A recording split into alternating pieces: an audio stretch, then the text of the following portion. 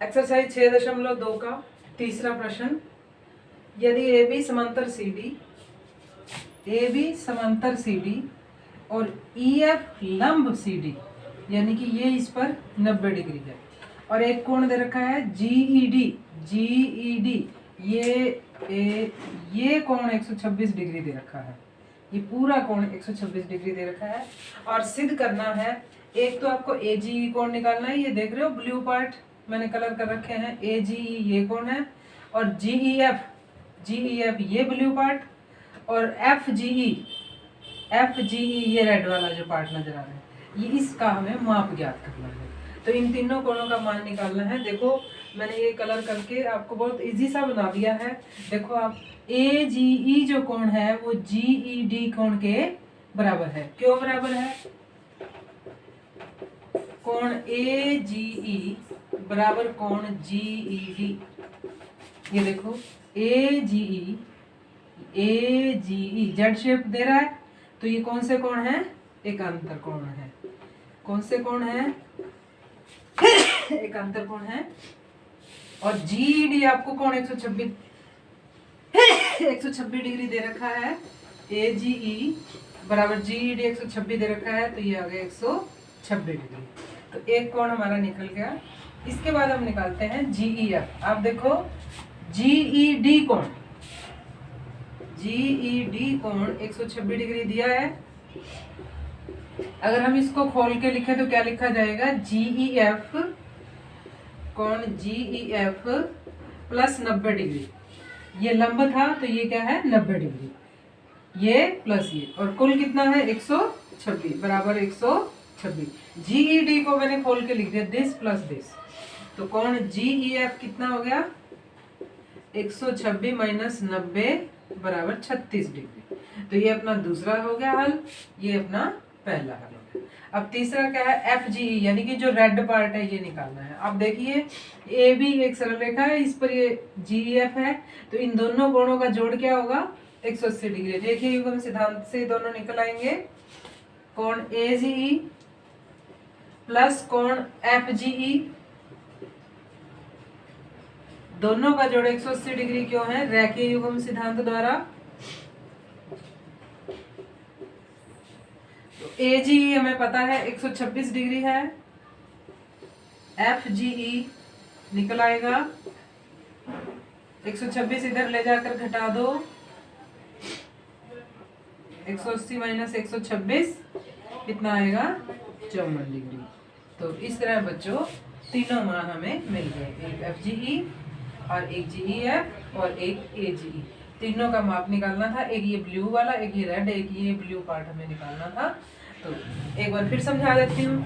रेखीय युग्म से ये एकांतर कोण ये 126, ये 126, तो ये 126 हो गया, और ये रेखीय युग्म से इसका जोड़ 180 डिग्री है, ये 126, तो ये 54 बच गया।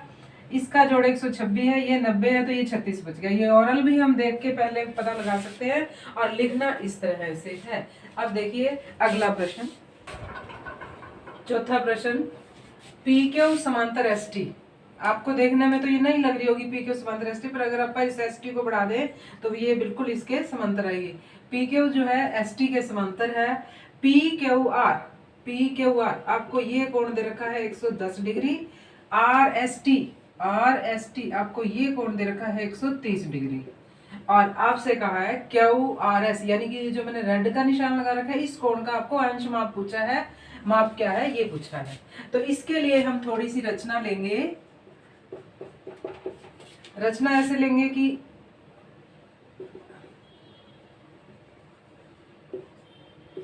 एक्स आर वाई समांतर पी क्यू लेंगे, खींची, ठीक है। तो इससे अब हमारा प्रश्न हल हो जाएगा। देखिए इसका नंबर मैंने 1 डाल दिया, इसका नंबर मैंने 2 डाल दिया।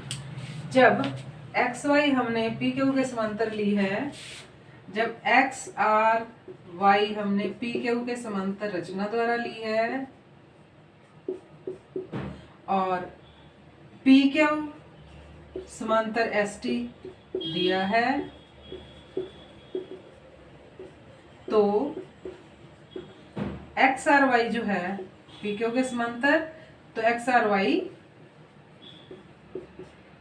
एस टी के भी समांतर होगी।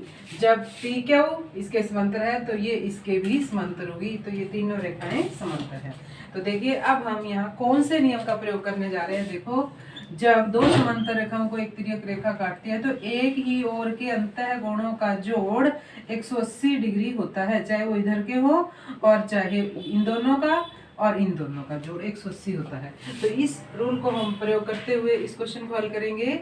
ये कोण और ये कोण, इन दोनों कोणों का जोड़ क्या होगा?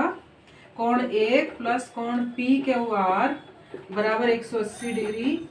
एक ही ओर के अंतः कोण, इसको बोलते हैं एक ही ओर के अंतः कोण होने के कारण इन दोनों का जोड़ 180 डिग्री होता है। कब? जब दोनों रेखाएं ये समांतर हों।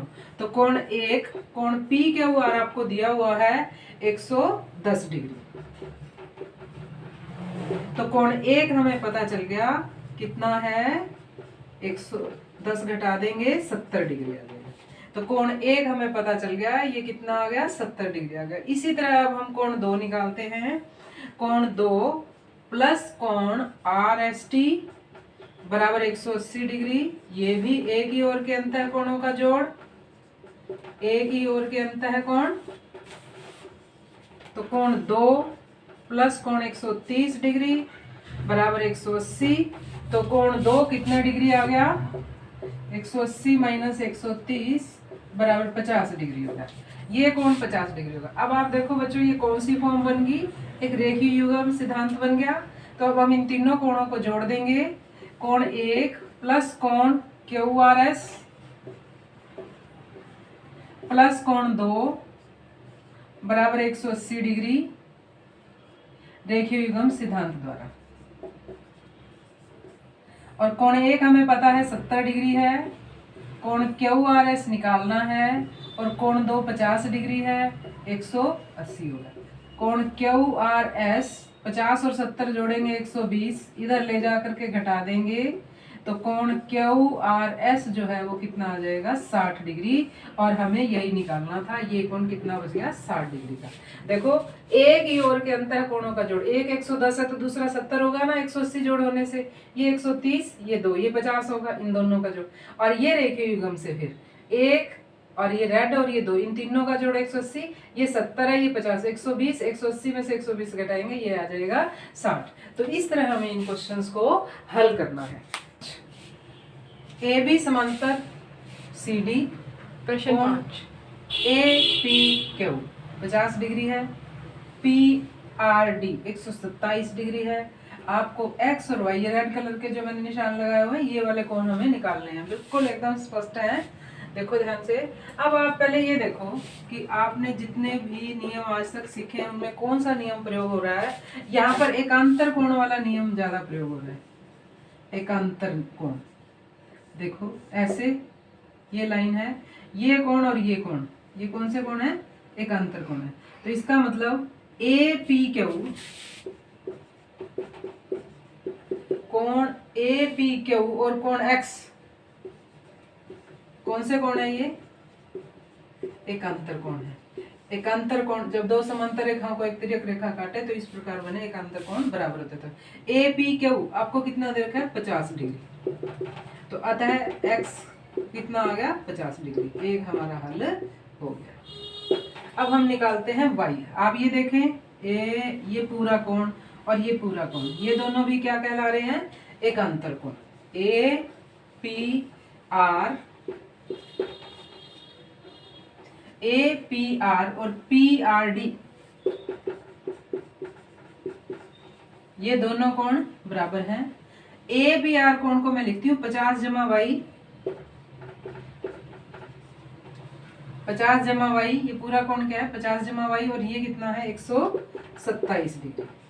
तो वाई का मान कितना आ गया? 127 में से हम 50 घटाएंगे तो 77 डिग्री आ गया। तो ये हो गया वाई का मान। देखो कितना इजी है बच्चों, ये क्वेश्चन कर दे।